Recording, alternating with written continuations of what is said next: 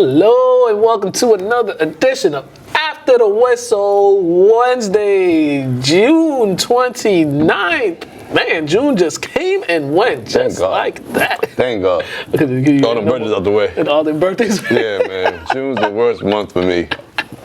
June's the worst. Oh, I saw the funniest thing on Twitter yesterday. This lady was like talking about pickup basketball game, and she was like, in pickup basketball game, this peaceful transition of power after people win and stuff. So she goes on this whole thread about how random it is. There's just like a bunch of strangers come together and they all have the universal understanding of what's about to happen. Don't have to speak on the rules or nothing. All probably got to say like two things or like score is a win by 2 or straight up. That's about it. But besides that, everything else is unspoken amongst a bunch of strangers, and you just have a blast. And it had me dying because a bunch of people were commenting, talking about, made some lifelong friends just off of pickup basketball. And people wonder why I always say us hoopers are just different people. We look at the world differently. We might not like you outside of basketball, but we can develop respect and admiration for you on the court. Yeah. And still don't message you outside of basketball, but at a certain level of respect, we're not going to do anything to you on the court. You know what I mean? So, I feel a lot of people can learn just by playing pickup basketball. Legit, you can learn communication or nonverbal communication. You can learn a whole bunch of things. I'll be honest, mostly everything I do in life, I've contributed to being a hooper. You know how I drive. I think for other people on the road. Yeah. I know you're going to cut me off. You hear me say, don't cut me off. He asked and did it, whatever. But because playing the point and the two guy, I've been able to direct people, understand what people are supposed to do in the court. So in life, I contribute that. So I'm kind of, trouble free. Seriously. And then the other part that kills people are just you could just go around the world. You don't even speak a lick of English. You see a pickup basketball game happening, you just walk on the court. You don't even have to say nothing. Find out who's next. You can say it in English, or you can just put your hand up, and everybody will understand. And two, if we know you don't understand the language, we're gonna help you. We're gonna tell you some things and help you just understand how to maneuver around the court. Yeah. And basketball is like an unspoken language. Yeah, definitely. I told you this one time where were we? This was long ago. We were in Swampscott. At that court by the football field. Okay. Yeah, we were there and then these kids came. They were from Europe. They were visiting families, so they were from Europe. Bro, we had like a 3-hour basketball session with them. That's dope. Ain't no nothing. We just over there hooping. Because energy. Energy. Usually on the court, everybody's good energy. Some guys might have attitudes, but the energy on the court is usually good because everybody's just trying to compete and just play good basketball. Yeah. And speaking of Swamp Ski, remember the kids cold, man? Man, this generation. That's where when we were hooping here, you go right over there and you just find a whole bunch of people there. Whole bunch of obstacle course, lava tagging, just fun. Whatever happened to that type of stuff? And it was free. People got lazy. And her bums were staying there and stuff like that. But why couldn't people survey it and make sure that it was upkept so we could have things for the next generation, for our kids and grandkids? You would think, right? You would think. Look at Cali Park. Look at a lot of these parks. I wouldn't mind going back. I know Fred and them, shout out to Fred and all the people that go back and they do the park cleanups and things like that. But just the way the parks look. We need a renovation. Yeah, that too. They need new rides and stuff. Don't get me wrong. Don't get rid of the glide joint. You know what I mean? But other than that, we gotta renovate the city. Definitely. It's that time of the year where it's baseball and some other stuff happening. So we ain't gonna talk about it unless it's the Red Sox. But we're gonna talk this NBA because free agency starts tomorrow. But the NBA draft happened last week, and to many of surprise, Paolo went number 1. Everybody thought Jabari was going number 1. Because the projections and all that, and then even the analysts, they were highly surprised that he went number 1. And because of the suit, me and him talked about this suit last week, and I honestly like the suit. I like the rhinestones or diamonds, whatever they were. I just don't like how big they were, and I didn't like they kind of looked like I got it again. Well, cufflinks. Yeah, they kind of like cufflinks. Yeah. I'd rather have them just kind of look like they're poking out, kind of like when you look in the Maybach, like the stars. Subtle would have been a little better. Yeah. I knew where he was going with it. I just felt like it was a little much, but I liked it. Yeah, it was. I love creativity. I love creativity. It was definitely interesting. But he's going to Orlando. It's an interesting pick for Orlando because they gotta make some moves because they got like 3-4 guys in the same position that play the same thing because they might have drafted him because they might be making moves on some of those other guys. They had to make moves regardless because if you look at the first 4 picks, I felt like all the GMs spoke to each other. Was like, you know what? Who you like better? Him and him. Who's a better fit for you? Because you could have just picked one out of these 4 players and they'd have been a good fit for the team regardless. Yeah. So I think these guys are picked on base what each power forward brings to that, you know what I mean, organization, that team. And for the Magic, this just adds another young guy to that team with a bunch of talented young guys on there. I mean, you could have a little big 3 right there with Jalen Suggs, Cole Anthony, and him, depending how those guys, because those guys they showed some stuff in the season. They're just so young. That's the thing. They're so young. Is Jalen Suggs going to move to the 2? Is he primarily the 2 now? Because Cole is going to be he's the 1.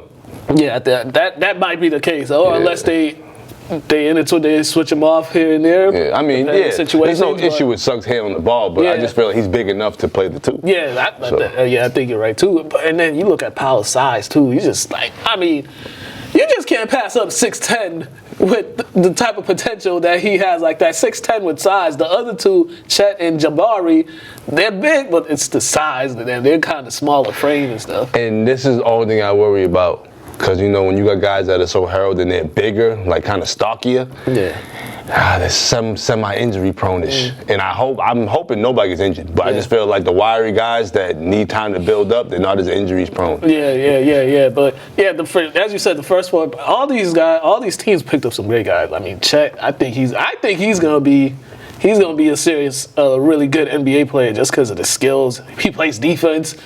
A little skinny, but they'll put some meat on. Hopefully, they put some weight on him, but he might be one of them people that just can't get weight like that. I mean, for one, he's long and wiry. You know what I mean? So he's not gonna be able to put too much weight. The NBA's different, so you can't just beat him up. Yeah. So and he's 7-something. What is he? 7'3"? Something like that. Yeah, he's pretty tall. So it's just hard to shoot over naturally. So anybody's gonna have a long day just with him defensively. Yeah, and I think that's gonna be good for him because he's like, I think as Gonzaga, every time I saw him, it was defensive highlights. But he'll have like 17 points, 10 rebounds. But majority of it, you just see him blocking shots. Because that's something you can't teach. Yeah. That's just something you can't teach skill. And for him to be that big and him to understand the timing and him to be that agile, to be able to get to some of those blocks and some of those rebounds and things like that, going coast to coast too. So I say defense is always an effort thing. Yeah. Offense is what you want to do, what you're out there for. It's something you enjoy. But defense is when you grind it out and stuff you really don't want to do, but you know it's going to help your team win. Yeah. And the team that did some interesting moves was the Detroit Pistons, grabbing Jaden Ivey. I think he's a dog. He's got a lot of potential. He's got a lot of skills. Him and Cade Cunningham, like the Pistons GM, he's been doing a lot of great moves to bring Detroit back to a relevant basketball team because they're one of those teams when they're good, it's good for the NBA. Yeah, they got to go back to the teal uniforms, man. They got to go back to them Grand Hill days. I feel like that red, white, and blue mix. They brought it back to that, but I feel like it's kind of dead now. Like every time I look at Detroit, I don't see any excitement. No matter who you draft there, just something about the energy of their organization in Detroit right now. I'm not feeling. They got to make something change. And I'll be honest, uniform changes. They don't understand how big those are sometimes. Because when the guy got a new uniform and it's fresh, like they just play well. Yeah. And if you notice, wherever LeBron gets traded somewhere, they get new uniforms. They get all type of uniforms. Yeah. Even that even trickles down to high school because I'm sure you can remember when y'all got new uniforms. My man, when unfortunately they didn't get the job, you know what I mean, when Parker Livermore left after freshman year, O'Brien came, but he bought our jerseys. He got us the Georgia Nike joints. So if everybody remembers what St. Mary's used to have, the little nut huggers in the mismatched colors, now we had some Nike uniforms, and it was, you know what I mean, it You know, in private school, you take your stuff home. Yeah. So you wash your stuff. It's basically yours for the whole year. Yeah. So you know what I mean. So it was just a better feel. Like when I got my jersey, I brought it to Fred's house and showed Randy and stuff my sophomore year. So yeah, man. And in high school, I felt like we feel it way more than you do at the higher levels because you're so used to getting gear. In high school, your varsity uniform is like your first like real like gear that you can be prideful on because like, hey, that's great, whatever.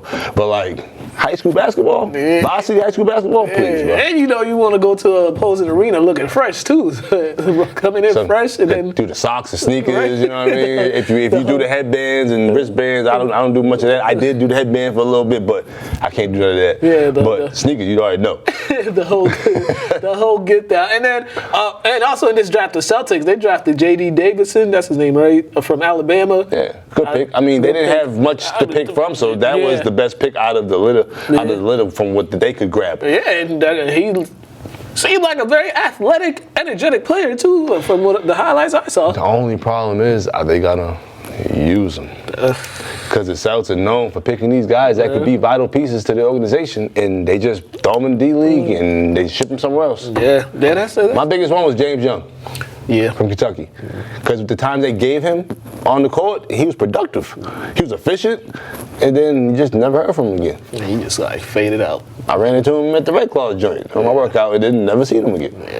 Yeah. And I actually thought he was going to be a good. Bro, he was solid. A good pro. Like, so you just never know what they're thinking. Yeah. So hopefully they use him. I mean, a couple years from now, he could be beneficial. Yeah, and they got a whole bunch of stuff going on over there too as far as player personnel that they're trying to get into. But, I mean, besides all that, a lot of, some players that I was surprised that went undrafted, and, some that I was, but hey, that's the NBA draft for you. Yeah, some guys been getting signed too already. Yeah, to a couple UConn guys. Yeah. You know what I mean? One got, what was it? RJ Cole, he got signed to the Lakers. Okay.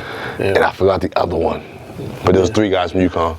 And then my favorite pick is the Mobley brothers will be playing together. Yeah, that's dope too. They traded from Sacramento. Yeah, that's dope. That's dope. Pretty cool to play with your brother in the league. That's nice. So, yeah, that's the NBA draft for you. I mean, if you want to check out all the other players that got drafted, just go on to NBA.com.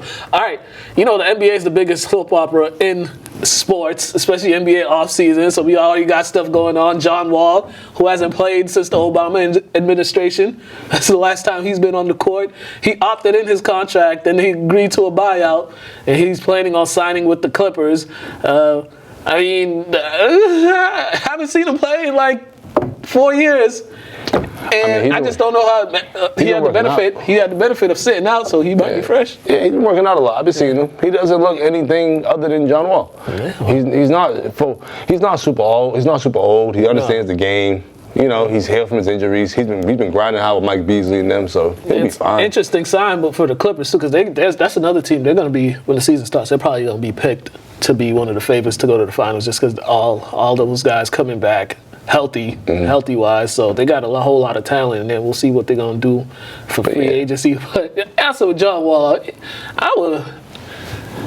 I ain't about to just opt out of $47 million, especially when y'all don't want me to play. You say I could opt in this, and I could just sit and chill. Yeah. Y'all figure it out. I think he's sick of sitting around chilling. He wants to show his worth and bet on himself. So. Oh, yeah. He's still getting that money though. And he got mad bread. Remember, like he got other contracts too and hasn't played. So it's like he's been getting paid to sit. I literally think it was like 2019 or 2018 was the last time he played. I mean, but he's been injured too. So like, you know what I mean? Then he was injured, come back, injured, got injured again. Yeah. So it's like he's been getting paid to sit down. Yeah. So he probably wants to show people. I'm sure he's been hearing them talks. I haven't heard much John Wall talk, but I'm sure there's been a lot of talks in the league about, And he wanted to play last year too, but they were just, they're like, we got all these young guys here. So it's like when you don't really need the money, unfortunately, that's a lot of money that he don't need because he got a bunch already. He's gonna bet on himself and just play, which I'm not against it at all. Yeah, it's all about confidence, man. Yeah, that's how we got there with confidence. So we might as well keep it. But also, big shout out to him because he's always getting traded to places that party a lot. I feel like it's a setup. Be smart, y'all. Be smart, man. They're trying to get you. They want you one sip away out the league, man. Just saying. You know, him in DC, he was known to. I'm glad you said that, because I was like, hold up, it might be a setup, bro. It might be they might want him to make his way out the league. That's why he bet on himself. Because like, think about it, if you're getting paid to sit, what are you gonna do if you jump off? Party. Yeah. What would I do if I was Todd Burton with all that money? I'm gonna have some fun at least. Like, I'm not super potty, but I'm not sitting around doing nothing all day. Nah, this is true. We get lit. Whoop it up. Oh yeah, true. Especially in Houston. What?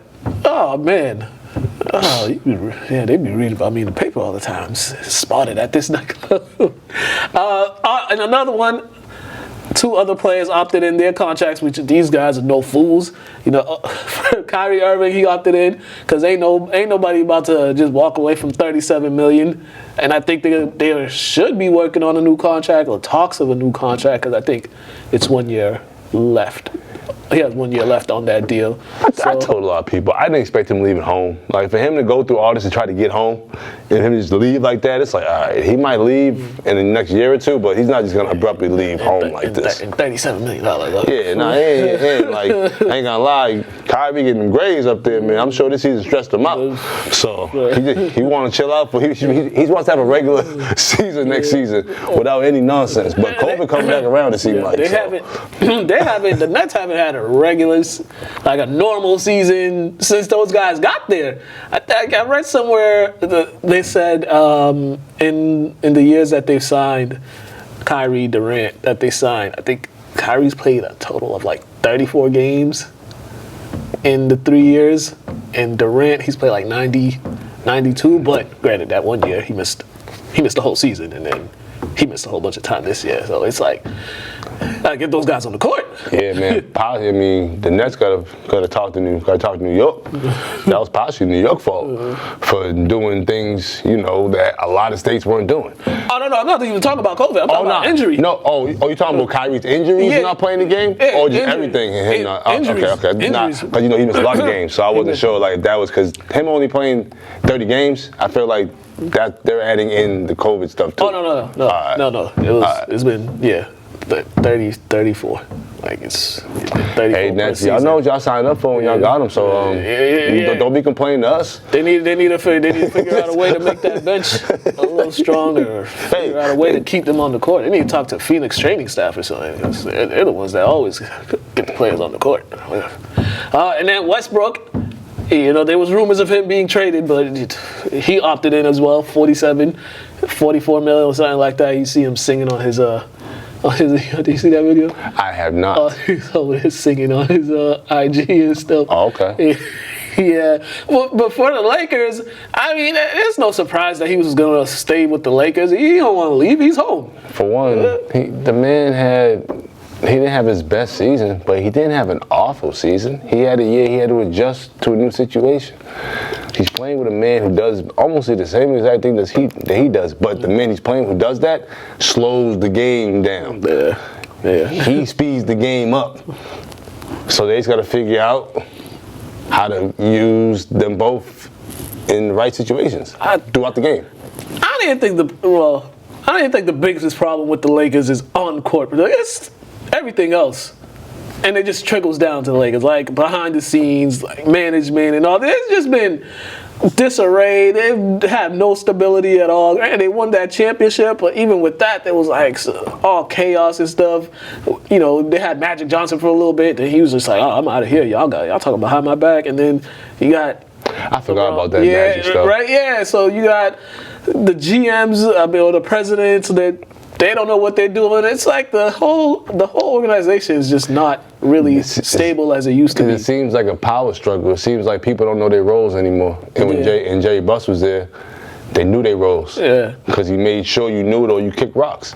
So, unfortunately, some of y'all got to start getting fired to understand y'all roles and understand how to stay in y'all places. Because unless you ain't never going to learn until repercussions happen or you get disciplined a certain way. So, it's either you figure it out or you get fired. And they also had players. Yeah, and then they also had guys on the court that could kind of like masquerade the dysfunction happening, you know, because they'll have guys and they'll be winning, which kind of just masquerades everything else that's happening. I mean, that's what winning kind of does. Yeah. Winning helps you forget. and it gets people not to talk about everything that's going on. Because you could go back to Shaq and Kobe, all the fighting they was doing, they were winning. So you kind of was just like, well. You kind of just ignore it. Yeah, they winning. So. Until you stop winning, and then everything blows up, because that's just how people are. When things are going good, it's good. When one thing goes wrong, people want to just start talking to you crazy. Yeah, I don't understand people. And they blew it up, and Kobe was over there asking for trades and all that, which is another story in Lakers history that people kind of forget about that. But it was just two alphas, and one was like the alpha. And one was just an alpha. Like, Shaq's the man, but like Kobe's just a different dog. And my thing is, though, when you work like that, you have the right to be that dog. Yeah. So it is what it is. All right. And then the New York Knicks, they're really trying to go at Jalen Brunson.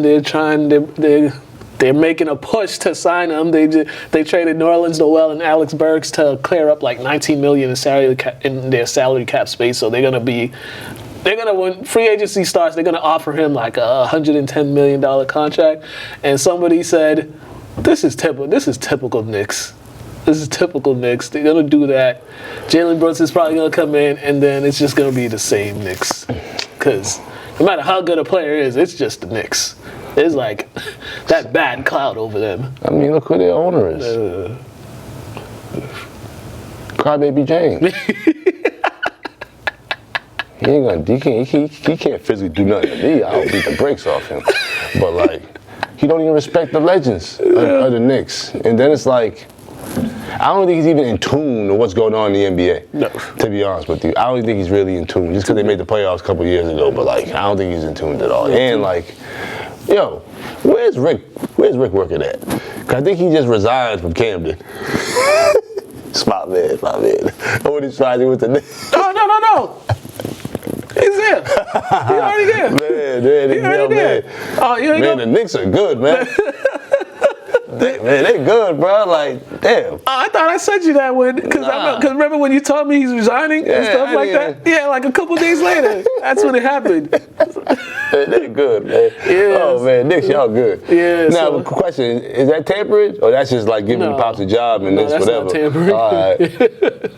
It could be looked at as tampering if really, but it's not. They be going to other teams for doing. I mean, you really can't. Now you can't do nothing. Yeah, it's not really colleges tampering. do that too. So yeah, it's not.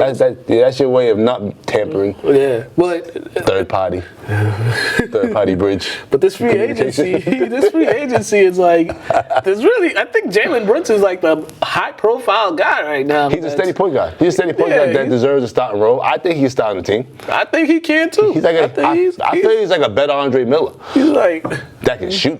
Oh yeah, that's lefty. Andre Miller couldn't shoot. But nah, I said a better Andre Miller, but Andre was steady though. Yeah. He played for how long? Forever. And then he was like great at the end of his career. And never missed a game. Never missed a game. Who wouldn't want that type of point guard on your team? Yeah. I don't care if you come off the bench. Like, that's a great point guard to have. Yeah. So if the Knicks do land Jalen Brunson, there will be a lineup of him, Julius Randle, and R.J. Barrett, the lefties. Oh, yeah. That's, I ain't gonna lie. That's just tough to cover. We played one school was they had a lefty point guard and lefty shooting guard. Oh, my God. It took you like 5 minutes, the first 5 minutes of the game to adjust. You know what I mean? You're so used to just forcing one of them left. It's like, oh, my God, he just went left like that. And, The only problem with that lineup is the only one out of three of them that can shoot is Brunson. Like, R.J. Barrett still can't shoot. Julius Randle, he thinks he's like a shooter. What's Andre Barrett's role gonna be? RJ Barrett's, I have no clue. Unless he's gonna work on that 3-ball, because if they get Jalen, he's gonna be the one. Yeah, I don't know. We'll find out. We'll find out. I don't even know who the Knicks coach is. I don't even know who Knicks have. And that is the New York Knicks, ladies and gentlemen. All right, NHL. We have a new Stanley Cup champion, and it is the Colorado Avalanche, who won it in 6 games on a 2-1 victory in Game 6. Oh, man, they couldn't hide the dent? I feel like something always happens to the Stanley Cup of every championship team. I think one dude dropped it a couple years ago. I feel like you're supposed to. At this point, it's I feel like it should have chips and all type of stuff in the Stanley Cup. Like, it should like a Vikings helmet or something. Vikings cup. Like,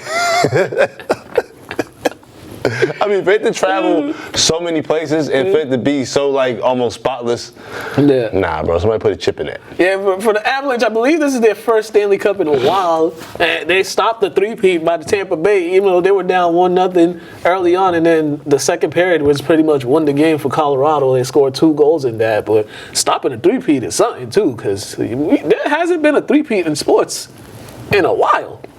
I already told you I was rooting for. Go Avalanche.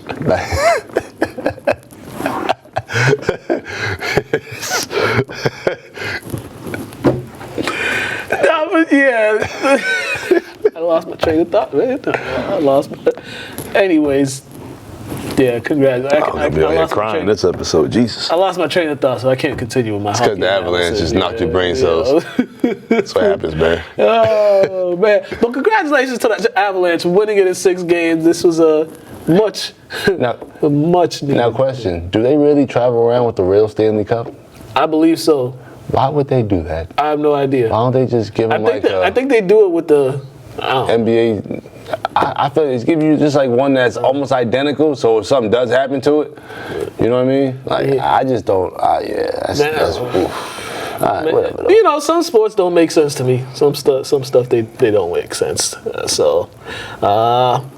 And also, Cale Makar was the MVP for this Stanley Cup. So congratulations to them. Maybe they could be on their way to a three-peat. We'll see.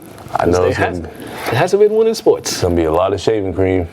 Dude, getting rid of them beds right after that, huh? Yeah, man. Oh, man. And they won it in Colorado, too. I mean, yeah, they're in Colorado, too. So they're going to be partying seriously. Oh, you know what I mean? Yeah. They're in the high mountains. Okay, let's go. Before we go to our weekly Red Sox update, let's go to our +1 interview, and we got the P2P, Coky and Danny. They talk about the P2P Summer League, which is starting this Friday over there at the Point in Salem. So check this out, and then we'll come back.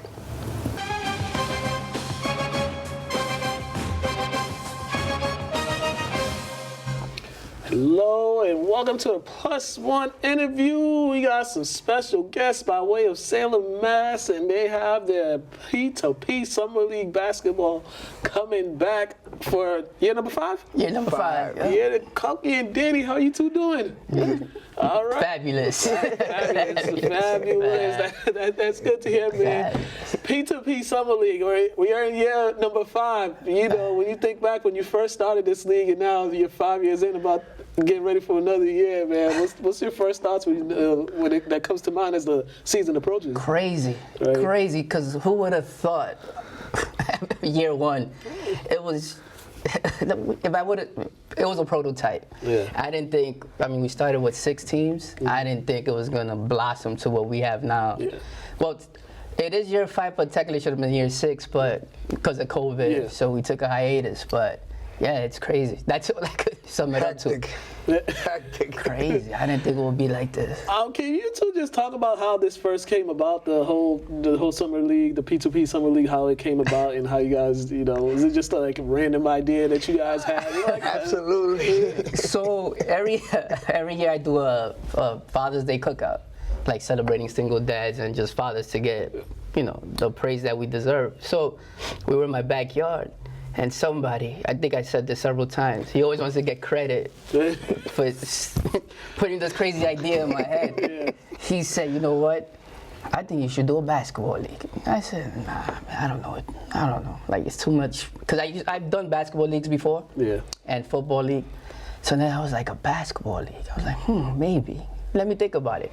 So then during that same time, we were going through an epidemic of a lot of kids. Wow. That we knew that passed away due to heroin and drugs, gang-related situations. Yeah. So I said, you know what? Let's just do it. Yeah, let's just give it a try. Let's just throw it out there to see who's gonna do it, see what we get, how many amount of people will respond to it. And at first it was a little slow, but then we just got a rush of kids. So we were able to start with 6. Mm-hmm. And I'm like, all right, let's give it a try. And there were a lot of rumors, you know, people, oh, this is not going to last long. So once I heard that, it was over from there. It motivated them more to keep going. Yeah. And every year it's gotten much, much, much better. Yeah, and the location too, because it's in a location where a lot of people play basketball, played basketball, and have played basketball there. Yep, it's You very know, that court is very. How can I say famous? Yeah. It's well known, you know. Older gentlemen, younger kids. As a matter of fact, talking about the gentleman, Lou Bird, Lynn's own Lou Bird, played down there. Yep. And he was one of the first referees we had. Yeah. And he still to this day will ref some games for us. Yeah. And Lou Bird was like nostalgic. He was always in tears, like, oh my God. So funny story. When was it? Last year, right? That we had to go to the other park? Last year. Oh man, we had to go to another park. They were The Forest River Park. Yeah, they were doing Palmer Cove over, and they transferred it to another park. It didn't feel like home. Yeah. It was, It didn't feel like home. different. Yeah, so I'm sure you guys are happy that it's going back over there this year, definitely. especially with all the rain that you had to deal with last year. yeah. As far as weather-wise. It was like Mother Nature had it out for us. She was like, you know what? So you're not in your original park. You know what? I'm just gonna make it rain. I'm gonna punish you guys. Make it rain since you guys left your park. But it was last year was one of the craziest years for us. The cool thing about the league is this, you know, the divisions, there's so many divisions, but also the talent pool. Because that's one thing we always talk about, not only in the North Shore, just in Massachusetts alone, there's so many great young basketball players Absolutely. here that don't get the attention or the notice that they should. I feel like this type of tournament, it also showcases the young talent, you know, the ones that are coming up and the ones that are going on to college and stuff that are already in college. I feel like these type of So leagues and actually, stuff that was showcases that. last year was our first year doing like a middle school division. And I don't know about you, but that was my favorite division last year. Like these kids, we had one team, they won just one game regular seasons, but all teams make the playoffs. And they just went on a hot streak. And they won everything. They won the whole championship. And what I love about it too is that they don't want to play together. They want to, I want to play versus him. I want to play versus him. They want. So we have teammates that say, you know what, I don't want to be with Right, them. I want like high school teammates, like they were playing on a high school team together, and they're like, "Oh, I'm not playing with him. I'm gonna play against him." I want to show you. And the way you guys, can you explain to people the process of picking teams and how you guys pick teams? So normally what we do, high school teams, they bring their own teams, and the college level bring their own teams. But the ones that don't have a team, we do a free agent pool. So sometimes what I'll do, all the free agents, I'll either make it one team, or if other teams need like a couple of players, I'll put them on to different teams. Depending how many free agents you have. Exactly, yeah. But the 13 to 15, that's all free agents. So last year we had 4 teams, so we only had 40 kids. So this year we're up to 6. So we had 60 to fund the whole team, but I also have 25 more on the waiting list. Yeah, so this year the middle school division, it was incredible, all the kids that want to play. But normally middle school is the one we do a free agent class, the girls as well, but this year unfortunately we're not having a girls division. Registrations were down, I don't know what happened, but that's how we do it. We do a free agent. Play with the boys. Yeah. Well, actually, I might have a few of the girls that got to play with the middle school kids. Yeah. Hey, that's another way to get it. And to be honest with you, that was my favorite. That was the girls division. The girls, they showed out last year. Oh yeah, they vicious. Them girls. We had 4 teams, but those 4 teams, man, it was any given night. Anybody could take that game. It was great. They very, very competitive. And girls. according to the refs, they were harder. Those girls were vicious. Yeah, They would just go at the referees.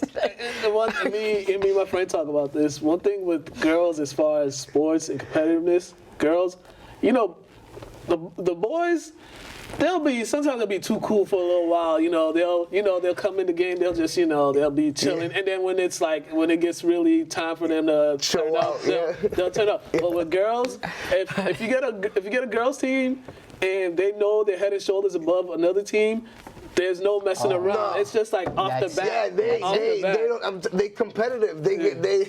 There was one ref that said, "Wow, I've never been cursed out like that."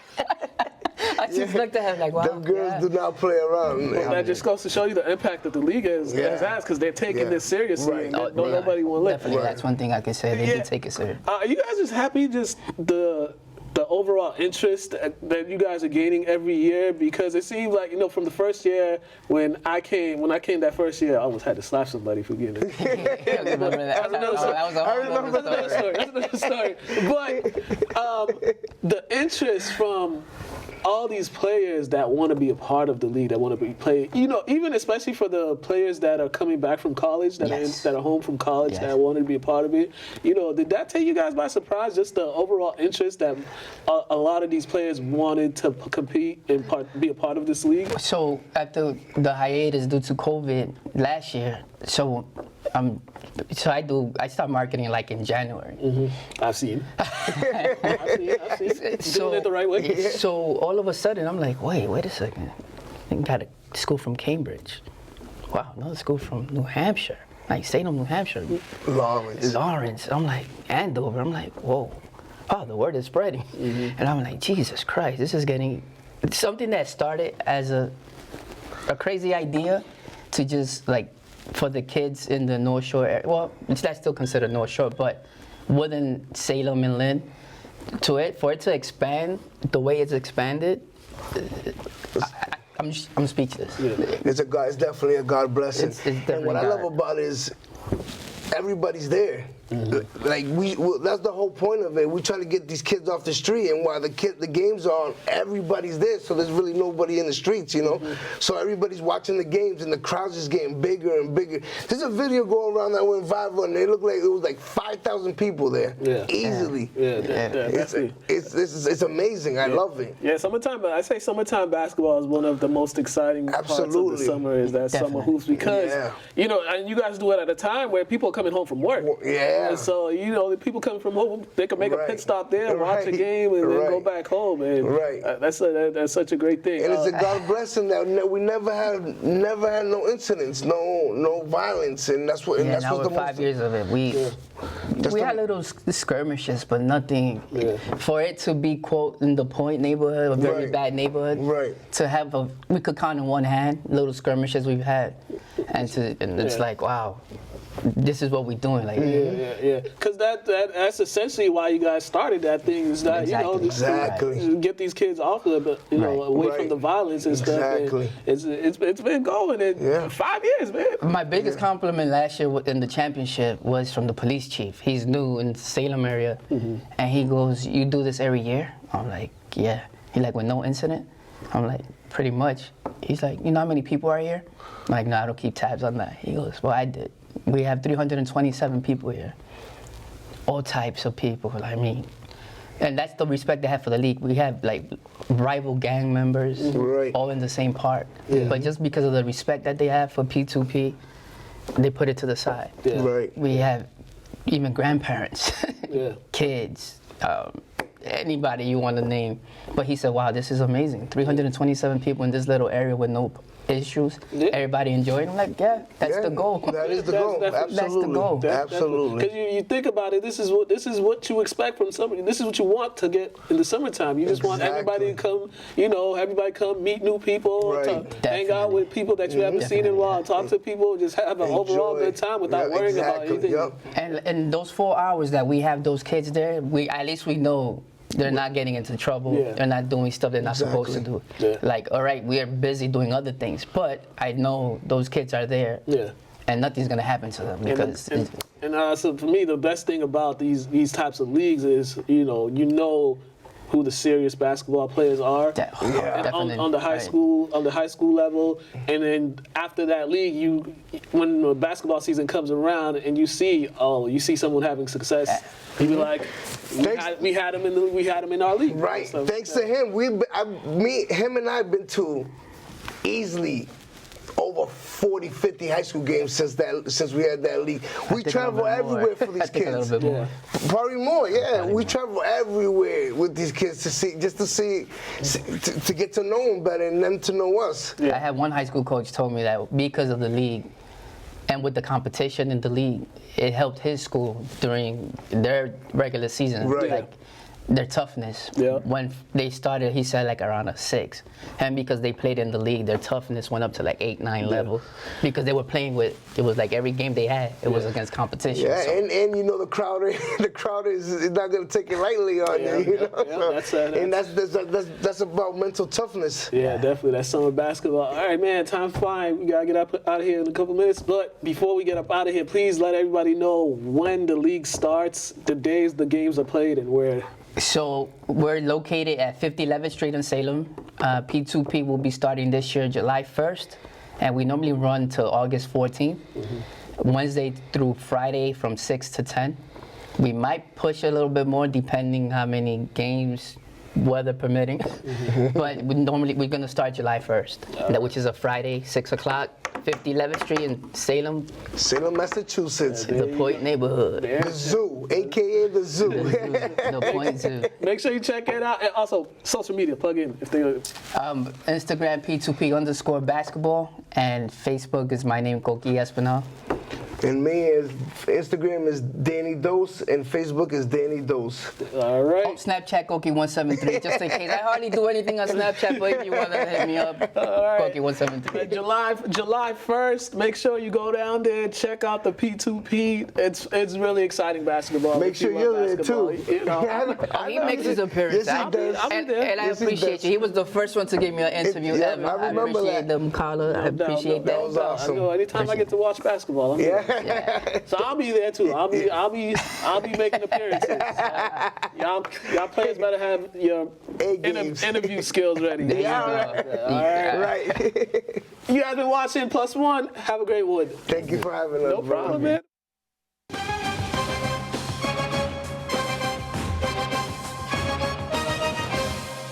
All right, and we are back, and you know what time it is? It's time for our weekly Red Sox update, and you know the weather has been up and down. Monday, it was pouring the other day. Yeah, Monday it wasn't too good. Yesterday it was pretty good. Today is good, but the Red Sox have dropped 2 in a row. Oh man. They're in Toronto playing the Blue Jays. They lost the first game 7-2. They lost the next game 6-5. But they were coming off a stretch where they won like 10 out of their last 12 or something. So they're coming off a good stretch. It's just that point the high gotta come down, and you know. Yeah, and you're on the road. We talked about their pitches, so at some point, you know, they're gonna just give a couple games up and they gotta get back on track. That's all. Yeah, definitely. And you know, right now they're 42-33. And as I look at their schedule, they got some upcoming games with the New York Yankees this weekend. I was actually looking at not this weekend, the following weekend, I believe. Let me double check. How much of them tickets? That what you gonna say? July, they start the series with the Yankees July 7th. So they're playing, they wrap up their series with Toronto tonight. Then they're on the road in Chicago before coming back home for 4th of July. They'll be playing a 3-game series with Tampa Bay. Then Thursday, July 7th, they start a 4-game series with the New York Yankees. And I did look at those tickets on Ticketmasters. They had some for like $78. Where was it at? I would have went. The seating wasn't too bad. With baseball, I don't really be caring about seeing. I only went to one baseball game. No, and that's back with Mo Vaughn. I went to a baseball game. I went to a Red Sox. I think it was like Red Sox, White Sox, or Detroit Tigers game, 2018 or 2019. Wow. It was hot as hell. I left in like the 6th inning. It was too hot. Yeah, I might go to a Red Sox game, man. Yeah, man. Yeah, I was looking at the. They give me a new Red Sox jacket. I don't wear hats, so they give me a hoodie and jacket. Yeah, I was looking at that series finale with the Yankees on July 10th. So I might when I get back, I might buy a ticket for that one. July 10th? Yeah. Yeah, let me know, man. I might roll. That is a Sunday. And it's a televised game on What time is it ESPN. 7 p.m. You know what? My mom could watch Maddie for me. She's watching this. All right, we got a whole bunch of highlights for y'all, and we're gonna start with last week's showcase at Lynn Classical. First up, the middle school game. I'll show you these highlights. Man, there was some of those middle schoolers they're going into the 9th grade. We got some potential for the next crop of players. They got a nice little wave. A couple relatives out there, nice. Yeah. They had, I saw you tell you who my cousins are in the future. Not now though. Get their name first. So check this out, and then we're gonna come back. Yeah, using mine.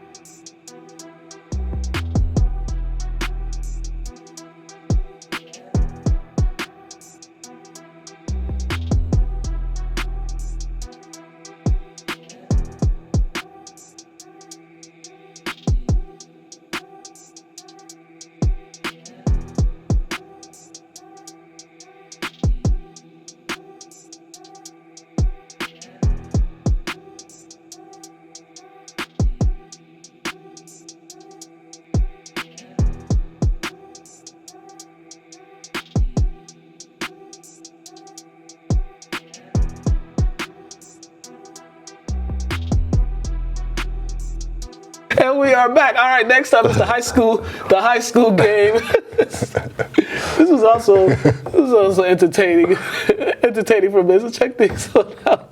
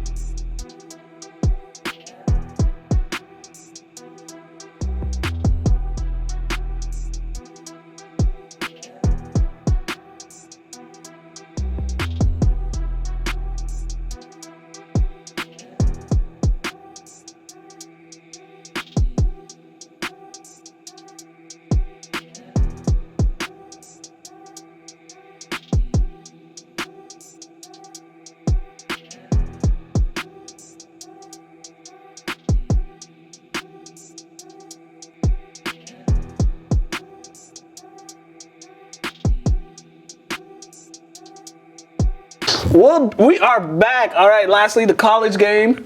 From that, check this out, and then we got some post-game interviews.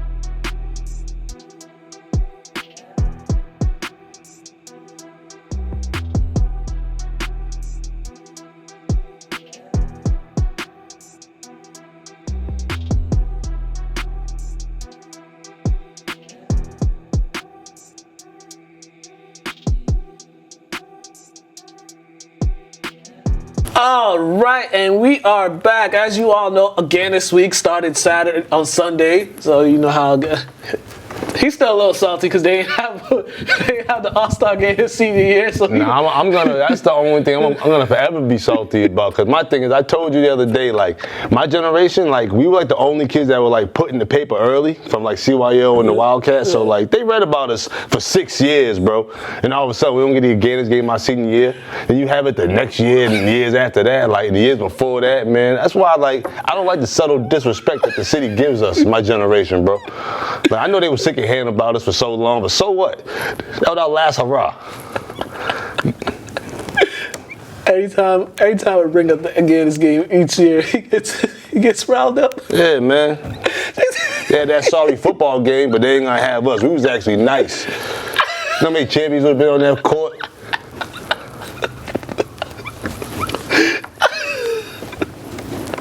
Let's be real. First post-game interview, Jackie Malley from Reading. She won the MVP in the girls' game. Check this out. Are you ready? Yep. All right, this is like the last hurrah, the last official high school basketball game. Yeah. How does it feel coming out here getting the MVP? It feels really good. I was really excited to be selected to be part of this game, and it was really fun to play with a whole new group of girls that I've never played with before, and with and against a lot of girls with a lot of talent. So it was really fun. How was this whole experience too, with the game ceremony yesterday? It's really cool. It's definitely like a special game to be part of, and it's really. What's some of your lasting memories? Just looking back at your career, what's some of your lasting memories? Just like playing, just having fun playing the game. Honestly, it's just like so fun to get out there. No pressure, and just play for a good cause, and with a lot of girls who just want to have fun too. It's really cool. How does it feel to be the MVP? It feels great. It feels great. I just wanted to come in and have fun, and that's what I did, and it just happened to hit some shots. All right, congratulations. Thank you. Thank you so much. All right, and we are back. Okay, next up we got Ali Berry. He won the MVP for the boys game. He finished the game with 28 points. Add another MVP to his memorabilia, which he's just been racking up trophies. That's right. That's spotting, boy. Yeah, so check this out. He's getting ready for that prep school up there in New Hampshire. So That's a dog right there, too. So check this out. We're gonna come back. All right, Ali, this is like your last go around. Yeah. It feels good just working every day for this, just making my summer as good as I want to. That's the goal. And how was it just playing in this game? I know you've seen a lot of people play and for you to be a part of this game. I thought like coming to this game, I was just like, I just gotta just play my game and just try to win this game. That's why coming here, I just wanted to win. That's always a goal. And like it's just giving an honor to Harry again is for everything he's been done for all the sports and everything. So I just appreciate for them picking me for playing in this game. This has just been kind of a ride for you this whole season. How does it feel just to close it out? It feels good just getting MVP and just working hard every day. So I think this is what I wanted every day. So yeah, so I got. Congratulations. Thank you, appreciate it. We got highlights. First highlight, getting us all girls from the girls game, All-Star game. Check it out.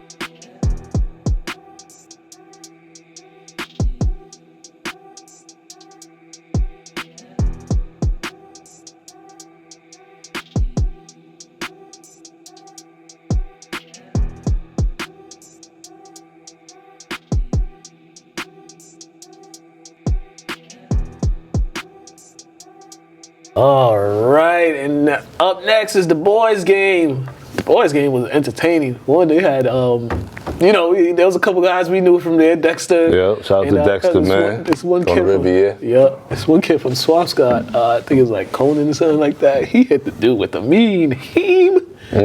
Step back, catched it. I gotta see that. I was like, oh. Where's he going? Oh. Oh. I ain't read where everybody was going. I Man, didn't read the you thing. ain't right. I know. Check the highlights out.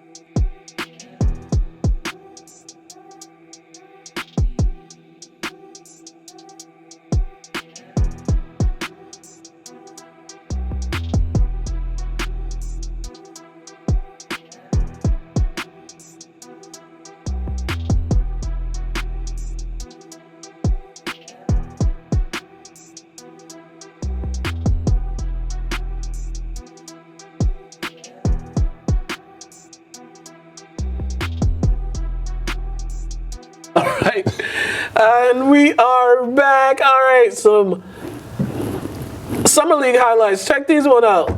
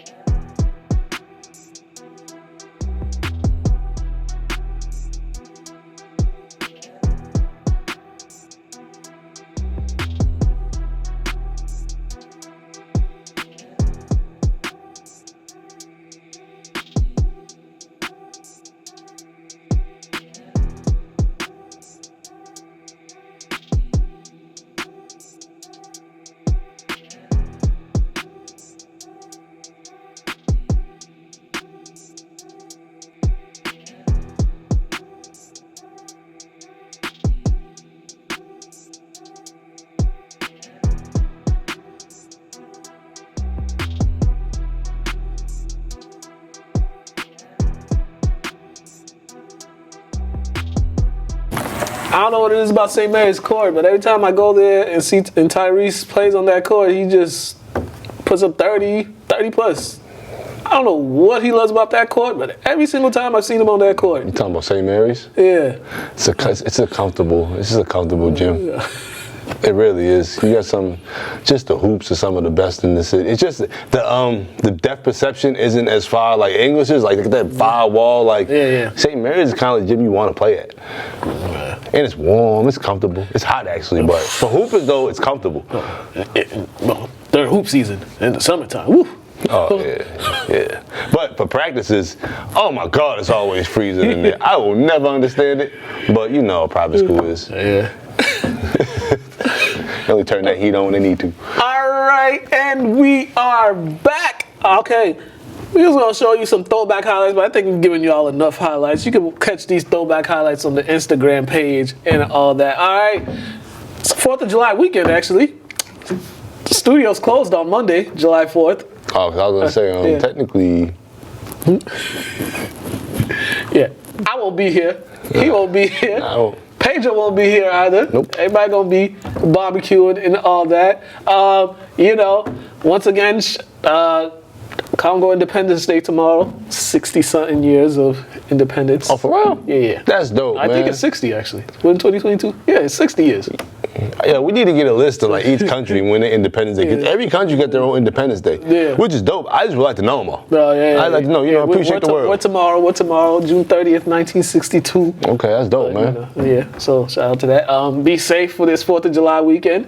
You know, definitely. Y'all be doing some wild stuff out there. Also, shout out to, Dariel Burgess. He's been in my TV production studio. He's been doing play-by-play. I had him do play-by-play. I've never laughed so much at the stuff he did. But he's getting better, though. He's getting better. I like that he's getting out of his shell. He's kind of quiet, so, like, it's dope. Yeah, definitely. And he's adding his own little person. He's adding his personality in it. He's just being himself. He's very respectful, too. Very respectful. Very good kid. Yeah, I like Dario. Had to put a couple people in their place past couple days. But, you just don't talk about kidding. Hey. Especially if I'm working with him. We don't know what favors are, man. Definitely You want to critique? Man. We'll give you a receipt. All right. Pedro, any boxing happening this weekend? Not at this moment. No, not at this moment. All right, that's the voice in the sky, Pedro, right there. Make sure follow him, Mr. Burton on Instagram. Follow me, Mukala K, on Instagram. LCTV After the Whistle, Instagram. Lynn Community Television, Facebook, linntv.org. And yeah, we're out of here. Everybody, enjoy y'all weekends. We will see you next week. We might try to get canceled. Yeah, man. Might say.